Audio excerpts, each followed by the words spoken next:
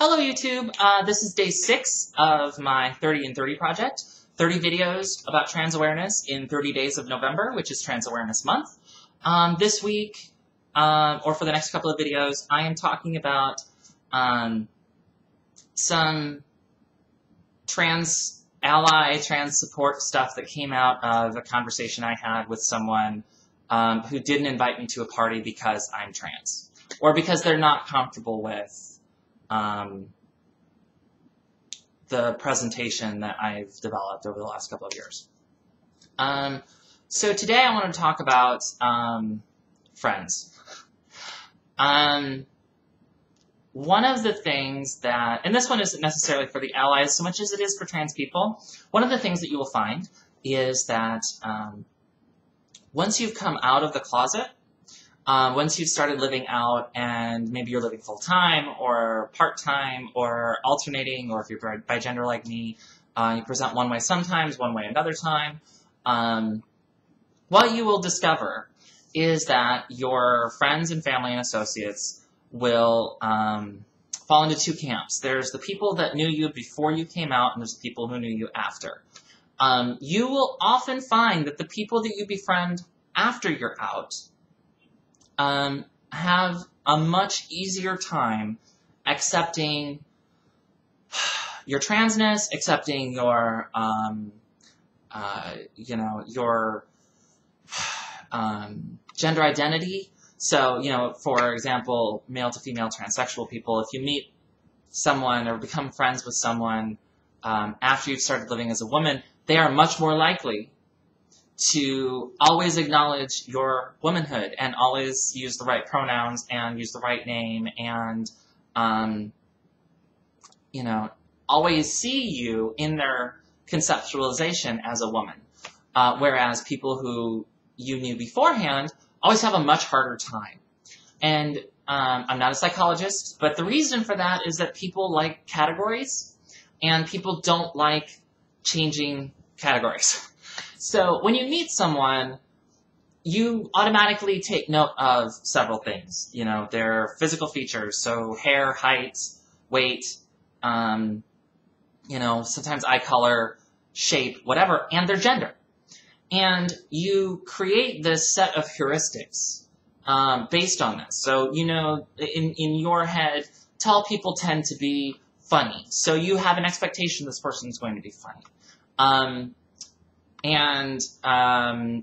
Men fall in this category, and they are X, Y, and Z, and women are not X, Y, or Z. And so when you, create your image of somebody, you tend to set that in a cement.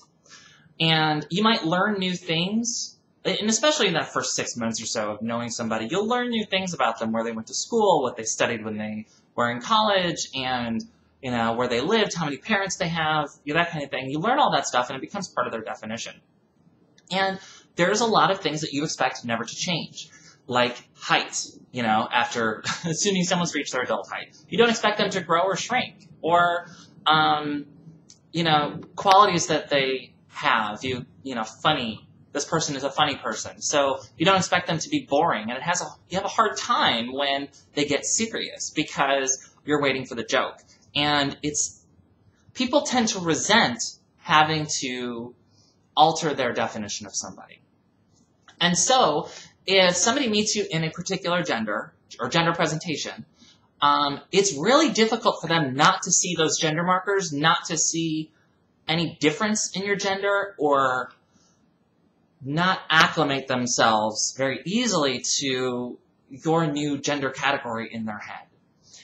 So they will always see, for guys, for trans guys, for example, they'll always see that you are short and curvy and have small hands. Therefore, you must be a woman.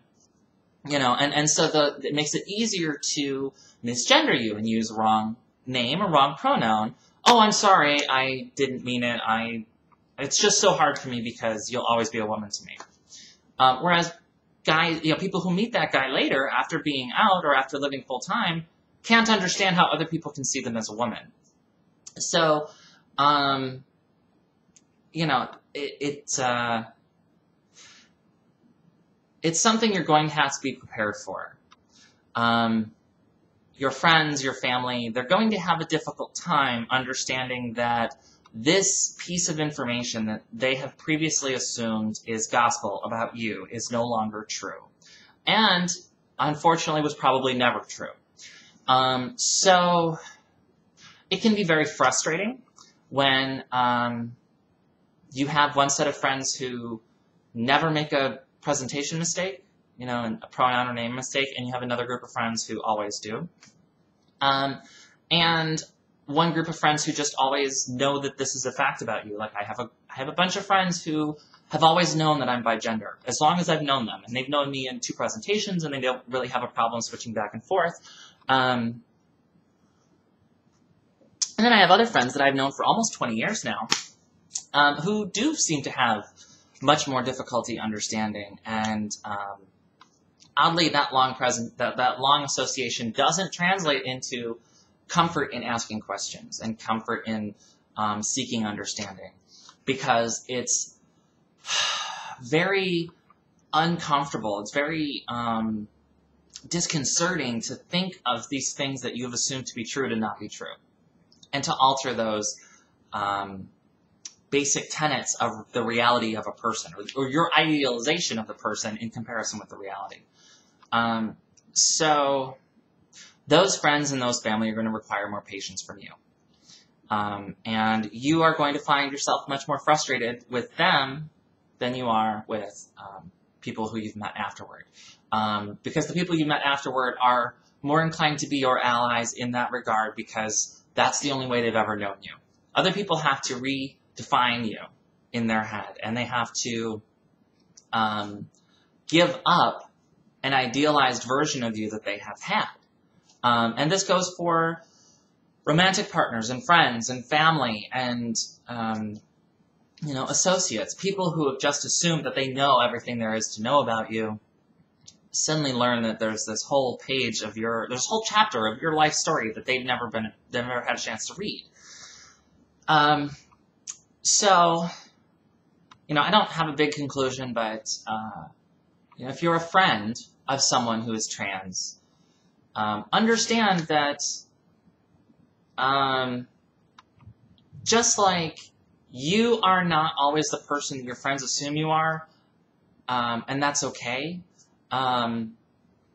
Your trans friend is not the same person you always assumed she was, or he was, and so you are a better friend by understanding that definition needs to change than by trying to force your friend back into that box. So that's what I have for today.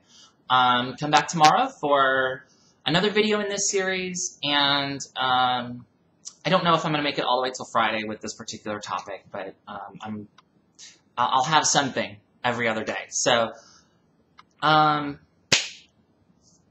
all I have for today. Come back tomorrow. Send me questions. That's where I was trying to go. Goodness. Send me questions on a comment to this video, a comment to any of my other videos, because I get notified for all of them. Send me a YouTube, email, go to my Formspring, my Tumblr, Brin@bigender.net is my email address. All of these places are ways to get in contact with me, and I've never been more available for answering questions than I am now. So, thank you, and come back tomorrow.